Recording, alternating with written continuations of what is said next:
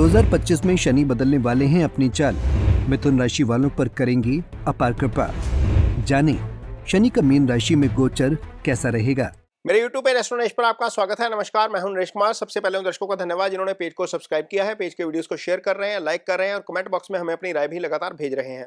दोस्तों, आज के वीडियो में बात करेंगे शनिदेव की। शनिदेव का गोचर होने जा रहा है अगले साल 29 मार्च 2025 को।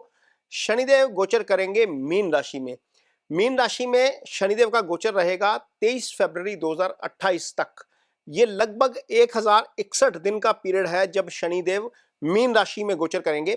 इसी बीच 2027 में एक ऐसा समय आएगा जब शनिदेव वक्री अवस्था में चलते हुए 3 जून 2027 को दोबारा कुंभ राशि में आ जाएंगे।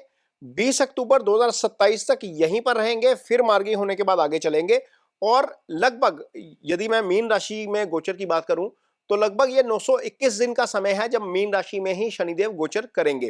तो इस गोचर के दौरान शनिदेव के क्या फल मिलेंगे, आज बात करेंगे मिथुन राशि के जातकों की। उनको यह शनिदेव का गोचर कैसे फायदेमंद होने जा रहा है। सबसे पहले तो यह बताएंगे कि शनिदेव का गोचर को देखने का तरीका जो होता है वो 3 तरह से गोचर देखा जाता है। सबसे पहले तो ये देखा जाता है कि आपके ऊपर शनि की ढैया या शनि की 7.5 तो नहीं चल रही।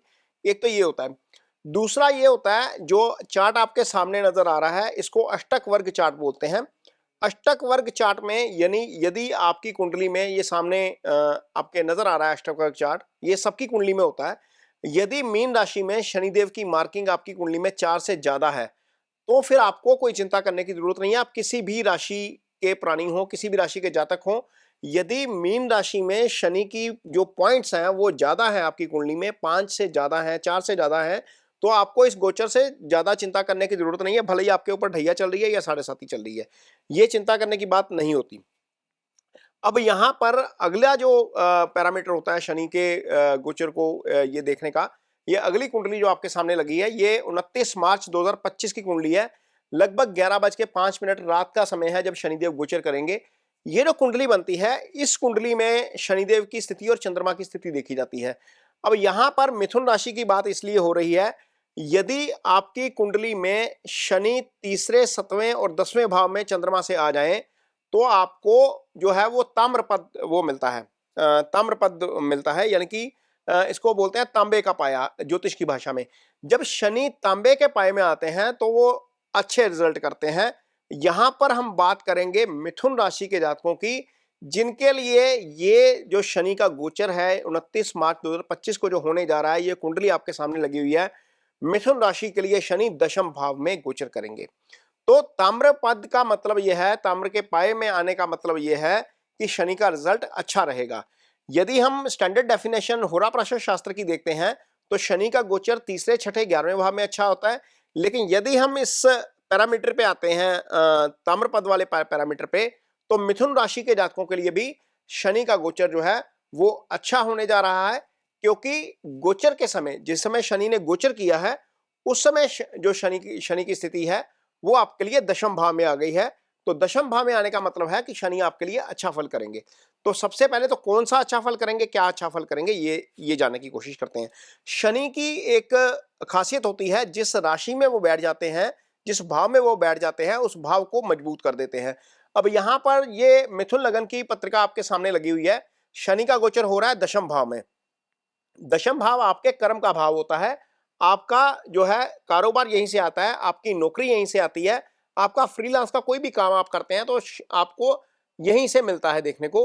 तो यहां पर जब अब शनि अच्छे गोचर में है, यानी कि तांबे के पाए में है, तो आपके लिए वो रिजल्ट बहुत अच्छा करेंगे। सबसे पहले तो कर्म का ही अच्छा रिजल्ट करेंगे, कारोबार से संबंधित चीजें आपके लिए बहुत अच्छी हो जाएंगी। अब ये जो मिथुन राशि है, इसके लिए शनि दोस्त है, क्योंकि मिथुन राशि जो है वो बुध की राशि है। और मिथुन राशि के जातकों के लिए शनि की जो मूल त्रिकोण राशि है, ये चार्ट में हम सर्कल कर रहे हैं, वो 9th हाउस में आ जाती है। 9th हाउस का जो जो लॉर्ड होता है, यानी कि जो भाव का स्वामी होता है, वो चाहे क्रूर ग्रह हो, वो शुभ फल ही देता है, भले ही वो शनि ही क्यों ना हो। चूंकि यहाँ पर शनि भागेश है, तो भागेश होने के नाते जो है वो मिथुन राशि के जातकों के लिए अच्छा फल करेंगे।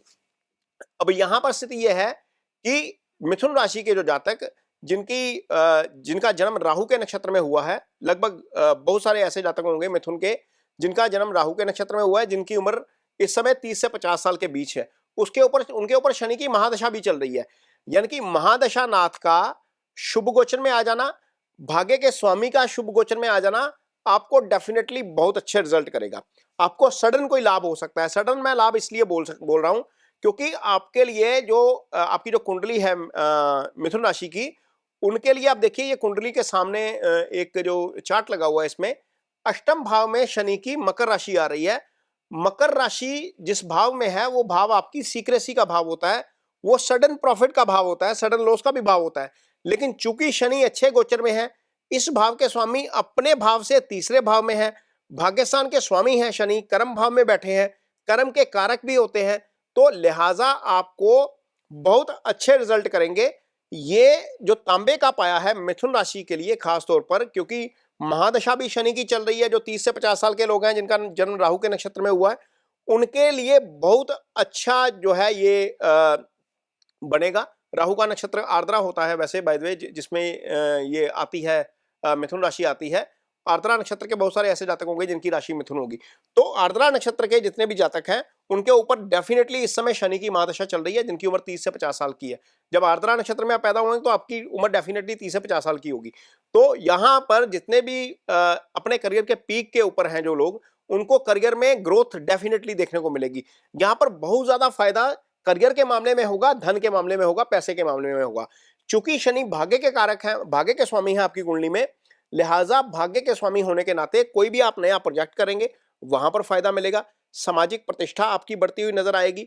आपने जो काम पहले किए हैं, ऑलरेडी आपने बहुत सारे पहले काम किए होंगे, उनका फल जो है इन 921 दिनों में आपको मिलता हुआ नजर आएगा।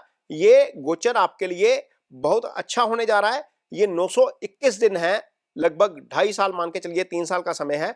ये 921 दिन आपके लिए लाइफ में बहुत ज्यादा चेंज लेके आएंगे।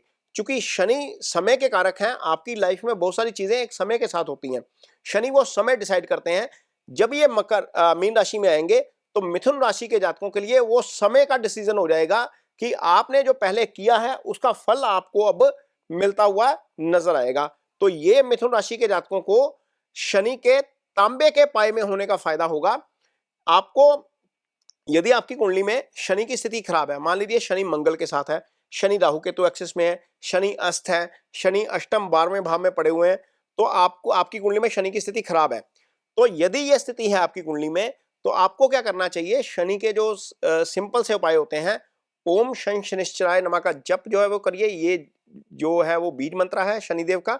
इसके अलावा यदि आप ऑफिस में सीनियर हैं, आपके अंडर बहुत सारे लोग काम करते होंगे, यदि आप फैक्ट्री रन कर रहे हैं, कोई बिजनेस रन कर रहे हैं, आपके पास बहुत सारे लोग काम करते होंगे। शनि मासेस के कारक है। जो मासेस है, जो आपसे जूनियर है, उनके साथ थोड़ा सा रिस्पेक्टफुली पेश आइए, उनको पॉजिटिव सरप्राइज देते रहिए, उससे शनि के रिजल्ट आपको डेफिनेटली अच्छे मिलते हैं। शनि के मंत्रास को शाम के समय किया जाए, शनि के दान को भी शाम के समय किया जाए, और दान आपका संकल्प लेकर आप अपने नाम का, गोत्र का और अपने नक्षत्र का संकल्प लेने के बाद, उस दिन जो नक्षत्र है उस वार का संकल्प लेने के बाद फिर कोई दान करिए। शाम के समय दान करिए। काली उड़द की दाल, जितनी आपकी कैपेसिटी है, जितना आप अफोर्ड कर सकते हैं, उस हिसाब से आप कर सकते हैं। ये रेमेडीज आपको डेफिनेटली बहुत हेल्प करेंगी।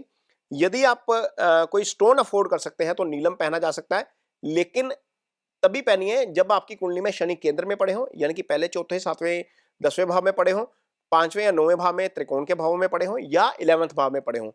यदि मारक स्थानों में शनि बैठे हैं, 6ठे, 8वें, 12वें में बैठे हैं, दूसरे भाव में बैठे हैं, तीसरे में बैठे हैं, तो स्टोन मत पहनिए, इससे नुकसान हो सकता है। ये वीडियो आपको कैसा लगा, इस पर कमेंट बॉक्स में अपनी राय जरूर दीजिए। यदि वीडियो अच्छा लगे तो उसे शेयर जरूर करिए, पेज को सब्सक्राइब जरूर करिए। इसके साथ ही मुझे दीजिए इजाजत। नमस्कार।